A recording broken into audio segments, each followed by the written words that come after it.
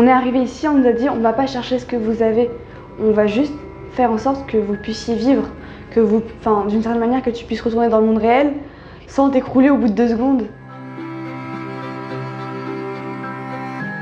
Je m'appelle Maëlle, j'ai 14 ans et je suis ici pour des migraines abdominales et des migraines. Pendant 5 mois, j'ai été entre chez moi et l'hôpital et je n'arrivais même pas à bouger. Même s'habiller à un moment, c'est difficile.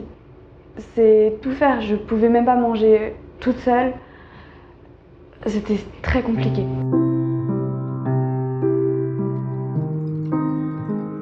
Quand ils arrivent, ils ne sont que douleurs. À la consultation en vue d'une préadmission, vous avez les parents, l'adolescent, et on a l'impression qu'on parle d'une autre personne, la douleur, et que l'on ait une maladie organique qui explique cette douleur ou qu'on ne trouve pas cette maladie organique, c'est de toute façon à peu près pareil, parce que l'intensité, l'ampleur, l'importance de cette douleur a pris totalement la vie de l'adolescent et de sa famille.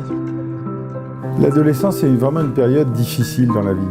Et quand la maladie se rajoute, les choses deviennent compliquées. Il faut revoir ce qui va être possible ensuite, et ça c'est le travail croisé d'équipes médicales, soignantes et enseignantes. Le cœur de notre prise en charge, c'est le soin-étude pour les adolescents. C'est une vraie école, c'est pas juste des cours comme ça qu'on peut avoir dans certains hôpitaux. Non, là, tu as vraiment un emploi du temps, tu as des professeurs pour chaque matière. Tu vas pas en cours, tu as ton heure de colle.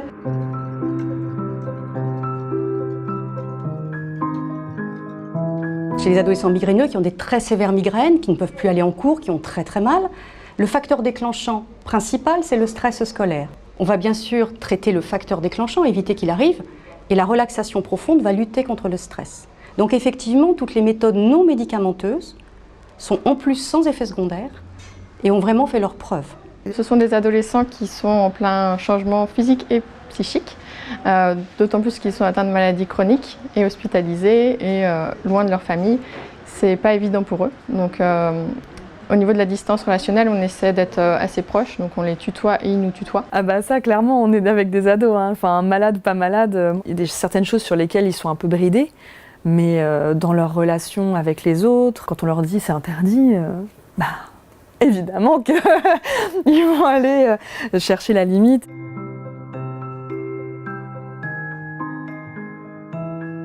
Le fait qu'en plus on soit avec d'autres patients qui soient comme nous, fait qu'on se sent moins seul en fait. Et quoi qu'il arrive, il y aura toujours quelqu'un pour nous aider. Voir qu'il y en a un qui a la même douleur que moi, mais qui va sortir bientôt. Ça, c'est pas mal. Voir que des anciens reviennent et disent ça a marché. Ils ont du mal à accepter qu'il n'y a pas une petite gélule miracle qui enlève tous les traitements, mais que c'est beaucoup d'autres choses qui vont leur permettre de gérer la douleur et permettre de vivre avec.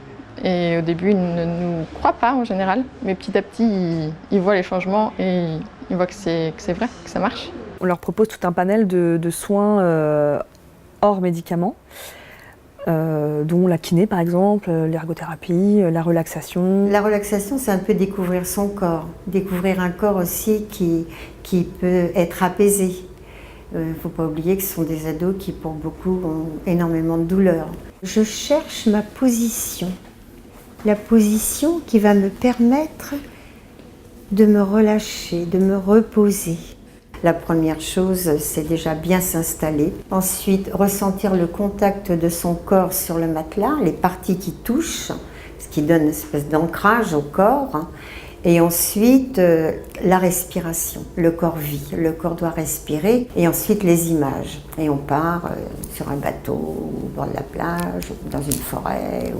Et après, on s'en va. Il y a un petit moment d'apaisement total avec un peu de sommeil ou pas. C'est vraiment des techniques qui m'ont beaucoup servi et dont je me sers encore aujourd'hui quand j'ai mal. C'est un endroit aussi où on peut réfléchir ou au contraire oublier. Au début, on va se dire que c'est un peu bête, c'est idiot, ça peut pas marcher. Mais en fait, si, ça marche. Ça leur procure des armes qu'ils pourront utiliser après, tout seuls. Les gens, quand on leur disait on va proposer de la relaxation profonde à votre enfant, nous regardaient en disant mais qu'est-ce que c'est que ça ? Quand ils arrivent maintenant, les gens disent on a regardé sur internet où est-ce qu'ils pourraient avoir de la relaxation. Ça a complètement changé. C'est pas que j'ai moins mal, c'est juste que j'arrive mieux à le gérer en fait. Et même le fait, C'est bête, mais oui, c'est vrai, l'accepter, ça fait une différence.